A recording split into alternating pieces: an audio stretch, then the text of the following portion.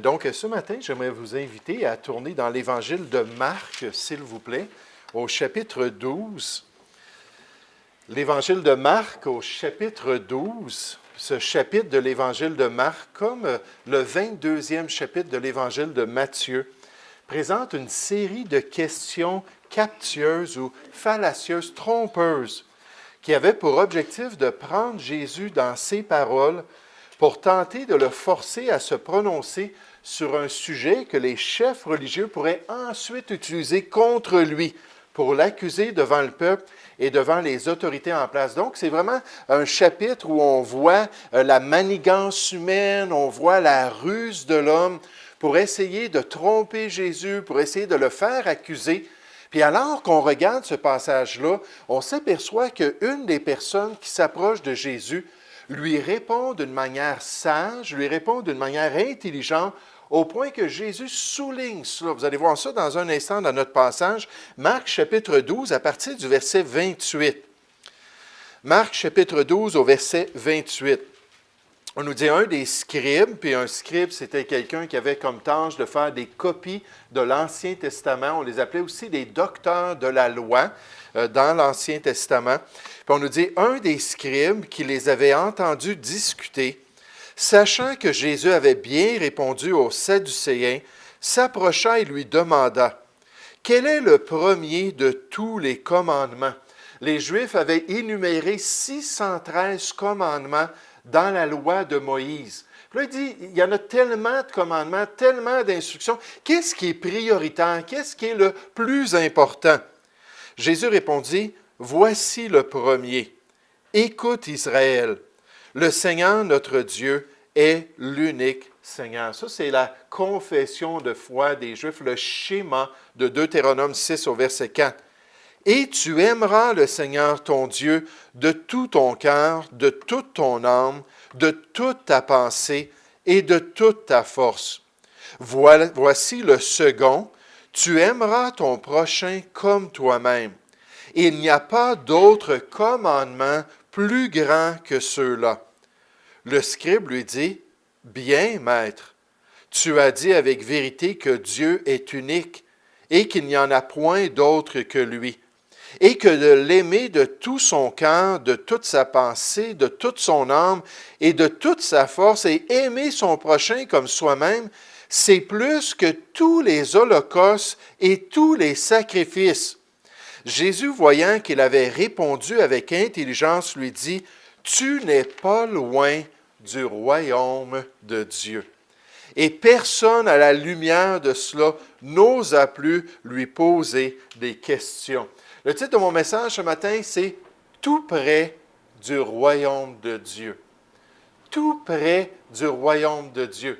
Ce scribe avait montré un discernement, une compréhension. Il avait montré qu'il saisissait les choses importantes de la loi de Dieu. Puis en passant, il compare cet amour-là pour Dieu et notre prochain à tout le système de sacrifice dans l'Ancienne Alliance.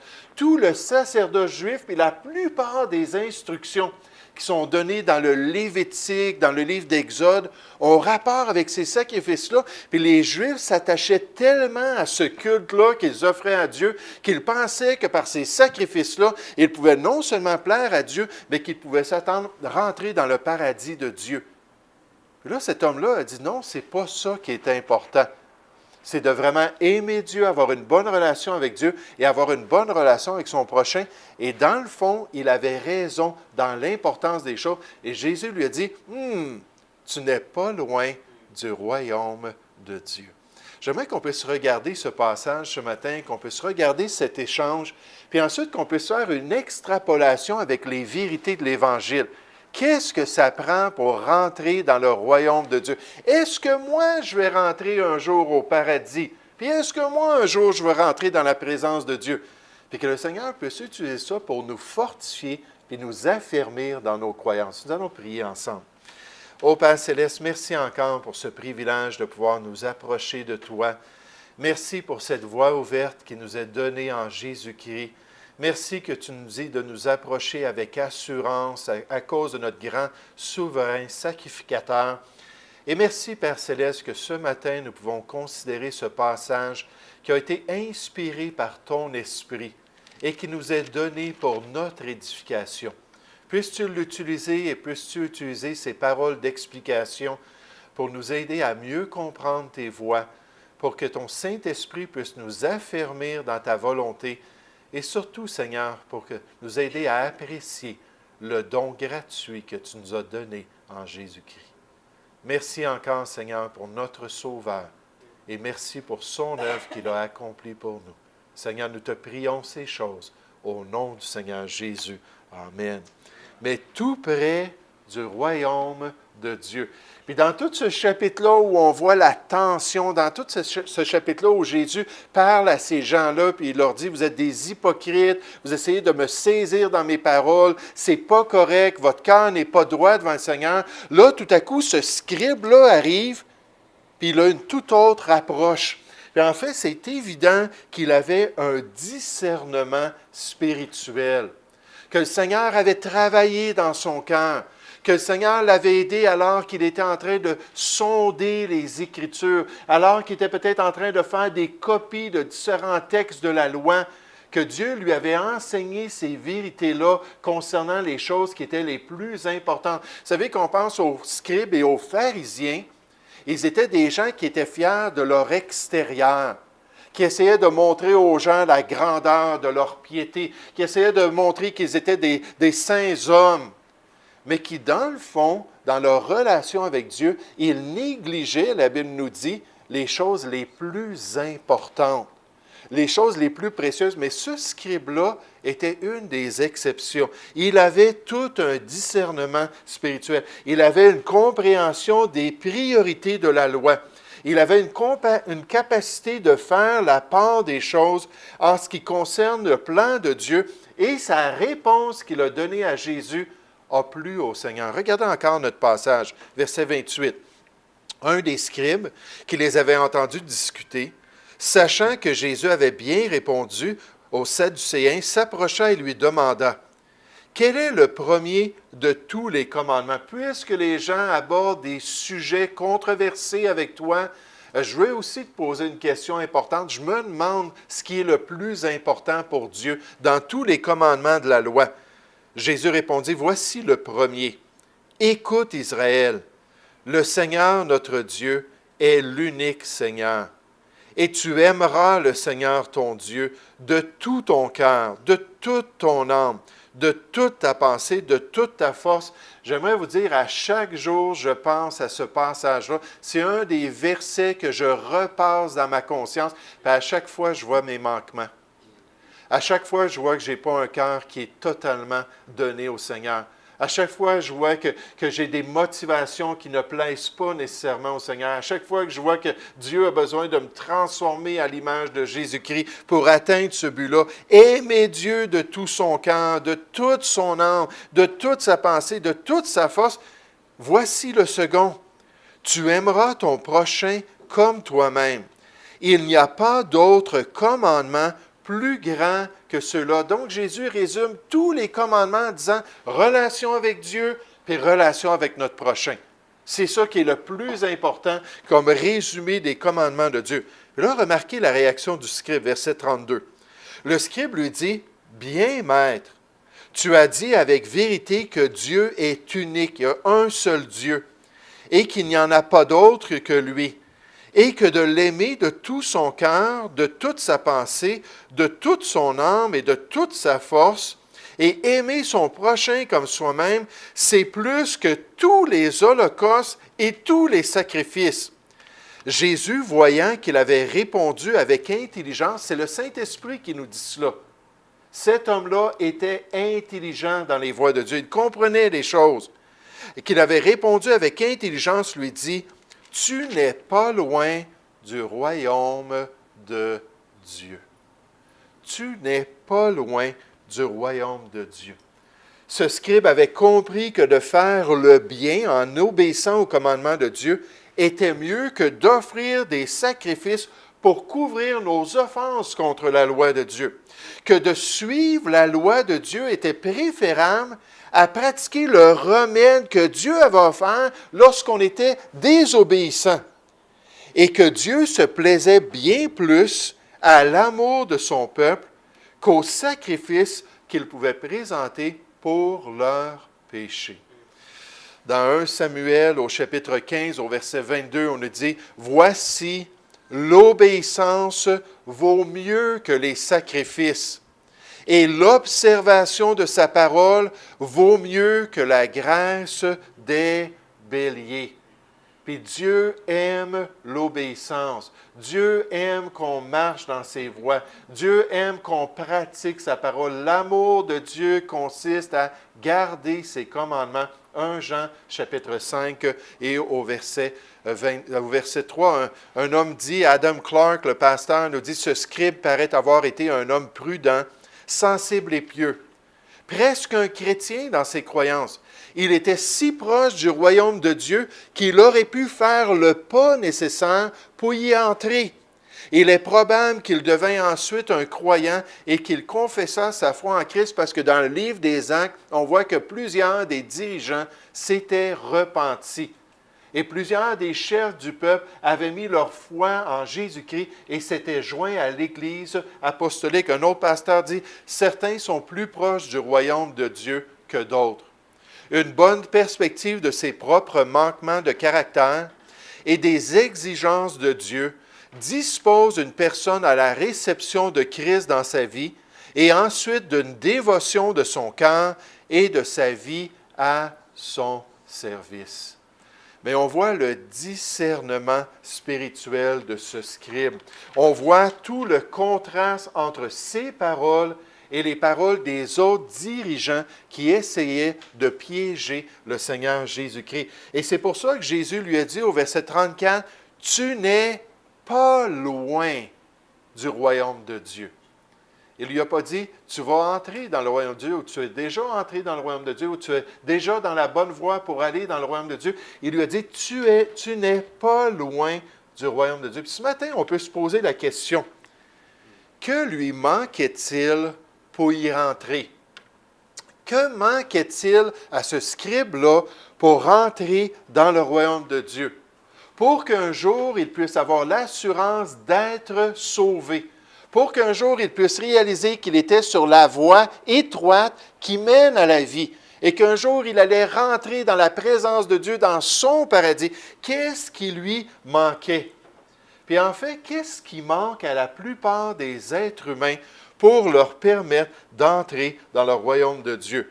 L'être humain doit premièrement comprendre ses propres manquements, ses propres failles, sa propre rébellion personnelle, son cœur qui est tortueux, son cœur qui va dévier si facilement de la volonté de Dieu. La Bible nous dit qu'en tant qu'être humain, il n'y a pas de distinction spirituellement. Peut-être qu'on vient d'un autre pays du monde, peut-être qu'on n'a pas la même couleur de pigmentation, peut-être qu'on a une éducation qui est différente. J'aimerais vous dire, aux yeux de Dieu, spirituellement, il n'y a pas de distinction entre l'être humain. On est tous dans le même bateau. La Bible nous dit, car tous ont péché et sont privés du royaume de Dieu. Ils sont privés d'aller dans la gloire de Dieu un jour à cause de ses péchés. Dieu est tellement pur, Dieu est tellement saint, il est tellement élevé dans la lumière puis dans la gloire qu'il ne pourrait pas permettre à quelqu'un d'imparfait de rentrer dans le royaume de Dieu. Puis ça, c'était le message qu'on voyait, le témoignage de la loi de l'Ancien Testament. On nous dit, nous savons que tout ce que dit la loi de Moïse, elle le dit à ceux qui sont sous la loi. Donc, ce scribe-là aurait pu comprendre cela afin que toute bouche soit fermée et que tout le monde soit reconnu coupable devant Dieu. Puis une des choses que cet homme-là devait comprendre, c'est son état spirituel. Il devait saisir qu'il était condamné par Dieu. Il devait saisir que Dieu demande de la perfection, qu'il faut en tout temps accomplir la volonté de Dieu, sinon c'est impossible d'être en communion avec le Seigneur et de rentrer dans son royaume. C'est ce que les sacrifices quotidiens qui revenaient continuellement enseignaient au peuple juif. En fait, Galates chapitre 3 nous dit que la loi, c'était comme un professeur pour montrer l'imperfection des gens, puis l'impossibilité de rentrer dans le royaume de Dieu, afin que les gens se tournent vers la solution de Dieu, parce qu'il y avait une solution. Quand j'ai témoigné à mon grand-père qui avait 78 ans, qui avait été élevé dans la religion populaire ici au Québec, j'avais commencé à lui parler de mon salut, puis parler de mon sauveur, puis de la Bible, tout ça. Il a dit, « Oh, le péché, j'ai entendu tout ça toute ma vie, je m'en vais en enfer à cause de mes péchés. » Là, je l'ai regardé, j'ai dit, « Oui, mais est-ce qu'on t'a présenté la solution, grand-papa? » Il dit, « Quelle solution? Est-ce qu'on t'a parlé du fait que Dieu avait pourvu pour tes péchés? » « Ah, non, non, non. » Il n'a jamais voulu écouter, mais ça me fait juste penser que beaucoup de gens ont toujours entendu concernant leurs manquements sans jamais qu'ils apprennent comment régler cela, puis comment être en communion avec le Seigneur. Mais donc, premièrement, ils devaient comprendre ses péchés. Deuxièmement, ils devaient comprendre que Dieu est juste et qu'il doit punir le pécheur. Dieu est juste et il doit punir toute désobéissance. Il ne peut pas laisser un pécheur rentrer dans son royaume. Il doit au contraire le condamner. Dans Galates 3, verset 10, on cite l'Ancien Testament où on nous dit dans la loi, dans le Deutéronome, « Maudit est quiconque n'observe pas tout ce qui est écrit dans le livre de la loi et ne le met en pratique. » Ce que ça nous dit, c'est qu'on est sous la malédiction si on n'est pas 100% dans l'examen de notre conduite. Si Dieu regarde tout le film de notre vie, tout ce qu'on a fait, tout ce qu'on a pensé, tout ce qu'on a même désiré dans notre cœur, puis il regarde ça, puis si on n'a pas 100%, on est maudit. On est sous son jugement. Dans Jérémie chapitre 30 au verset 11, Dieu répète régulièrement, « Je ne puis pas te laisser impuni. » Ce scribe-là, ça devait le travailler dans son cœur quand il voyait ces passages-là. Oui, il y a une malédiction si je ne fais pas toujours ce qui est bien, si je ne suis pas parfait, puis Dieu est obligé de me punir. Puis dans l'Épître aux Hébreux, on nous dit, « Car nous connaissons celui qui a dit en citant l'Ancien Testament, « À moi la vengeance. » En face du péché du peuple. À moi la rétribution et encore, le Seigneur jugera son peuple. C'est une chose terrible de tomber entre les mains du Dieu vivant. Puis le rédacteur à l'Épître aux Hébreux disait ça aux Juifs. « Hey, il faut comprendre votre état spirituel. Vous êtes condamnés par vous-même. » Il faut comprendre que nous sommes des pécheurs. Il faut comprendre que nous sommes sous le juste jugement de Dieu. La colère de Dieu est sur notre vie. Troisièmement, qu'est-ce qui lui manquait à ce scribe? Qu'est-ce qui manque même à l'homme moderne?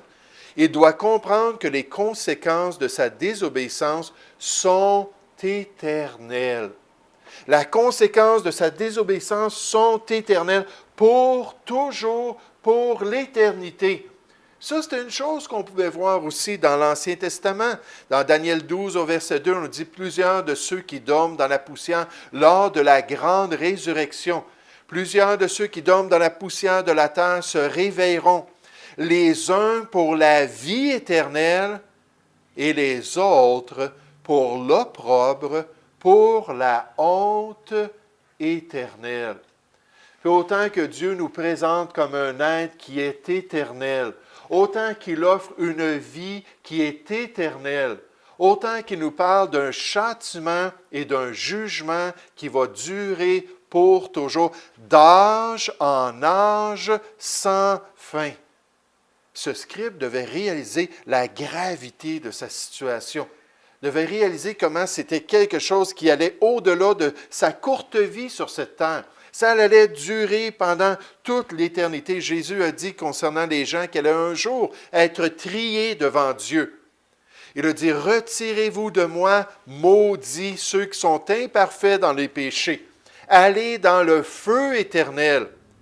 Et ceux-ci iront au châtiment éternel, mais par contraste, les justes à la vie éternelle. » Parce que c'est des conséquences qui sont pour toujours. Qu'est-ce qu'on doit comprendre pour rentrer dans le royaume de Dieu? On doit comprendre que Jésus a entièrement subi notre juste condamnation. C'est ça que je vous dis, il y a une solution.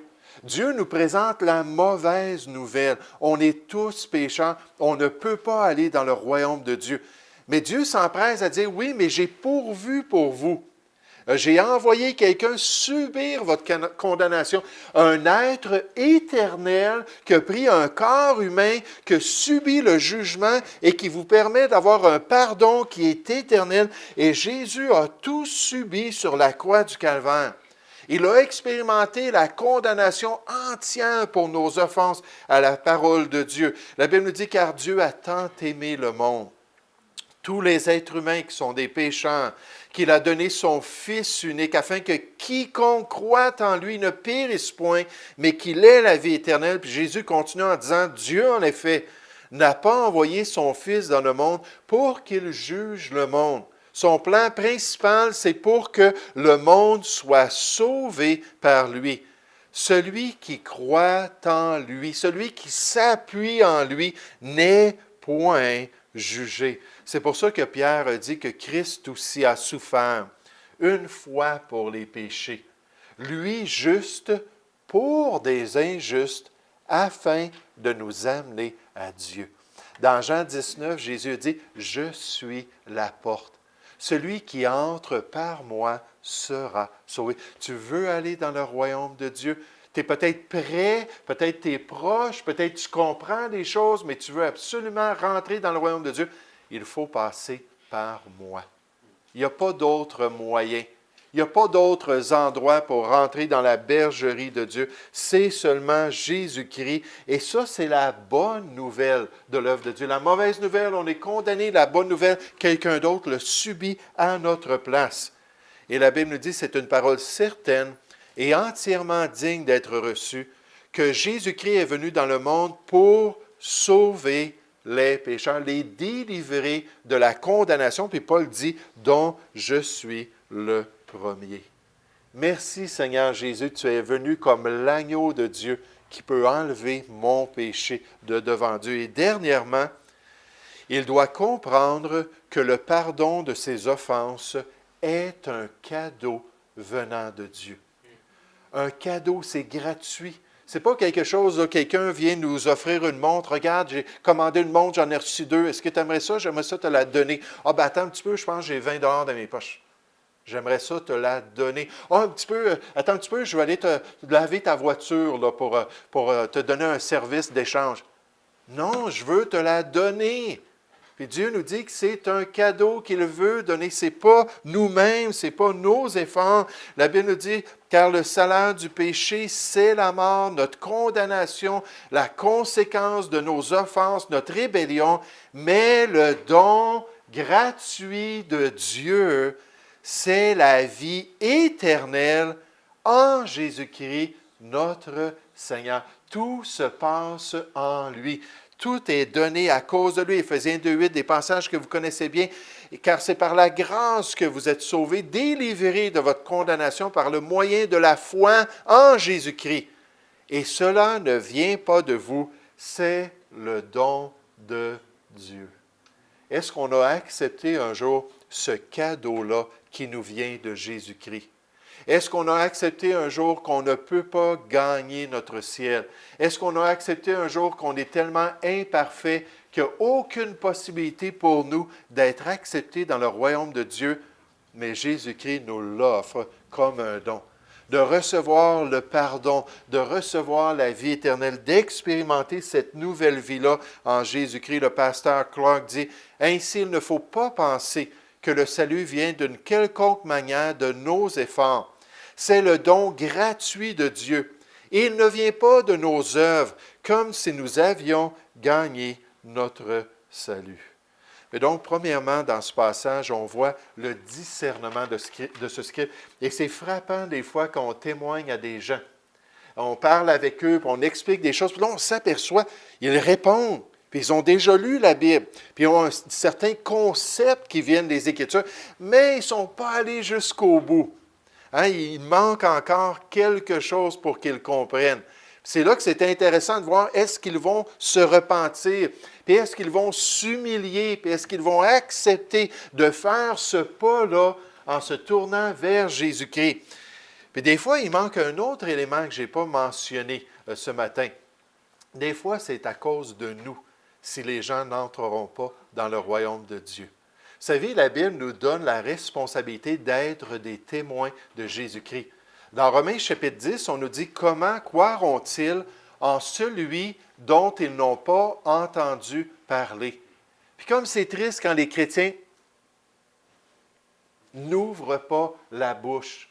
Comme c'est triste quand les chrétiens ne partagent pas l'Évangile. Hier, je dirigeais les chants, puis je voyais des gens passer à côté. Il y en avait qui ralentissaient, puis ça. Pierre partait, Maxime, Juan, tout ça. Et moi, j'étais là, puis j'aimais pas ça. J'étais pris là, à diriger les chants. Puis je voulais partir, puis aller leur dire, écoutez, comprenez l'amour de Jésus, comprenez le plan de Dieu. Puis en tant que chrétien, il faut ouvrir la bouche. La Bible nous dit, parle et ne te tais point. Partage ta foi, partage l'expérience que tu as reçue en Jésus-Christ. Puis des fois, en tant que chrétien, on peut empêcher les gens de comprendre le plan de Dieu, mais deuxièmement, en tant que chrétien, on peut les empêcher, non seulement parce qu'on ne parle pas, mais parce qu'on va falsifier le message de Dieu. 2 Corinthiens, chapitre 2, au verset 17, plusieurs, à l'époque apostolique, lorsqu'ils partageaient l'Évangile, tordaient le sens du message. Puis des fois, en tant que chrétien, on partage des choses aux gens, puis là, on va mélanger des choses. Récemment, on était en train de faire une activité avec des chrétiens, puis il y avait un chrétien qui partageait la foi, puis c'était très bien, c'était très clair. Il essayait d'aider la personne à comprendre. Puis un autre chrétien qui est arrivé, puis il a tout mélangé les choses. Il a tout commencé à parler à la personne comme si elle était une chrétienne. Puis si tu ne fais pas ça comme chrétienne, puis si tu n'agis pas comme ça comme chrétienne, bien, tu ne peux pas être sauvé, puis tu ne peux pas... Là, je me disais, puis l'autre personne aussi se disait, mais vous savez, il ne faut pas toucher au message. Le message, c'est Jésus-Christ. Pour le salut, c'est Christ et Christ crucifié. C'est juste ça. On n'a pas besoin de parler aux gens s'ils croient que Noé a été capable de rentrer tous les animaux dans l'arche. On n'a pas besoin de parler aux gens s'ils croient que Jésus va venir chercher l'Église avant la tribulation. On n'a pas besoin de parler de ces choses-là et des non-sauvés. C'est jeter nos perles au pourceau.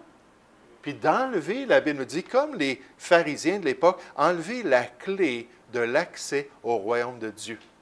Puis on a une clé pour rentrer dans notre maison. J'aimerais vous dire, si on ne prend pas cette clé-là, on ne peut pas rentrer.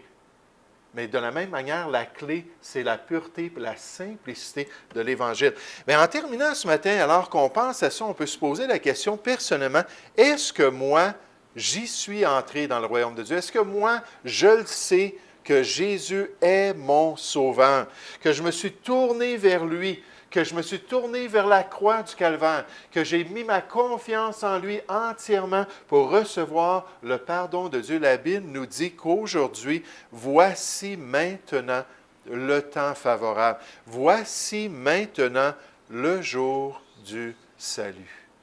Puis on peut invoquer le nom du Seigneur aujourd'hui, se repentir de notre autonomie de Dieu, se repentir de notre rébellion envers le plan de Dieu, nous détourner de nos péchés, puis se tourner vers lui et dire, oui Seigneur, j'ai besoin de ton pardon. J'ai besoin de cette nouvelle vie-là que tu offres en Jésus-Christ. Est-ce qu'on va faire partie de ceux qu'un jour après cette vie vont rentrer dans le royaume de Dieu?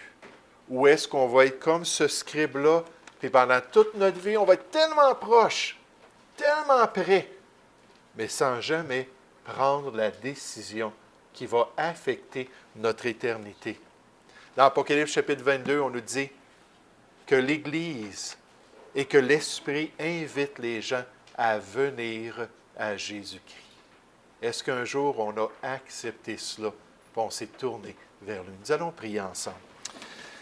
Ô Père Céleste, Seigneur, je veux te louer, je veux te remercier encore une fois pour ta parole. Merci pour le ministère du Seigneur Jésus. Merci pour toutes les occasions dans les évangiles où on voit son interaction avec les gens.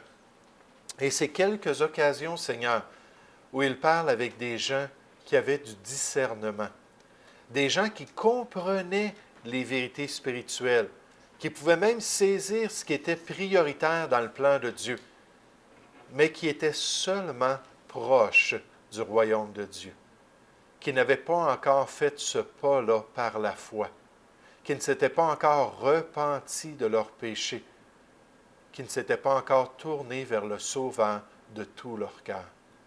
Et Seigneur, toi seul connais ceux qui t'appartiennent.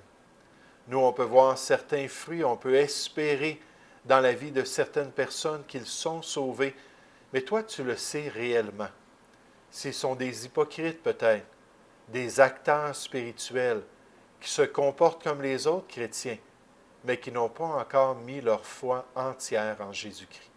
Et Seigneur, j'aimerais te demander ce matin que ton Saint-Esprit puisse travailler dans le cœur. Oh, être proche du royaume, c'est beau, mais il faut rentrer un jour dans le royaume. On a seulement une vie à vivre, Seigneur. Après cette vie vient ton jugement. Et si on quitte ce monde, Seigneur, c'est aujourd'hui l'opportunité pour être sauvé. Seigneur, on ne sait pas ce qui va arriver demain. Tu nous dis de ne pas nous vanter du lendemain. Mais c'est aujourd'hui qu'on peut prendre cette décision. Oh, que ton Saint-Esprit puisse convaincre. Si nous sommes de tes enfants, Seigneur, si nous avons fait ce choix de nous tourner et de mettre notre foi dans notre roi, dans notre Sauveur, Seigneur, aide-nous à en parler aux autres. Aide-nous, Seigneur, à le partager. Simplement, on ne connaît peut-être pas tous les versets, on ne connaît peut-être pas la profondeur des vérités spirituelles, mais on peut dire, Jésus est mon Sauveur. Jésus est mort pour moi. Veux-tu venir à lui? Et Seigneur, aide-nous à surtout ne pas mélanger les choses, pas présenter peut-être des choses, des dons spirituels ou certaines doctrines, puis tout mélanger ça avec le message de l'Évangile. Non, aide-nous à rester vraiment clairs et à nous attacher à la simplicité qu'il y a en Jésus-Christ, ce cadeau que tu veux donner à l'être humain. Aide-nous à ne pas être un empêchement, Seigneur, pour que les gens se détournent de ton royaume. Travaille dans nos cœurs, nous te prions ce matin. Au nom du Seigneur Jésus. Amen.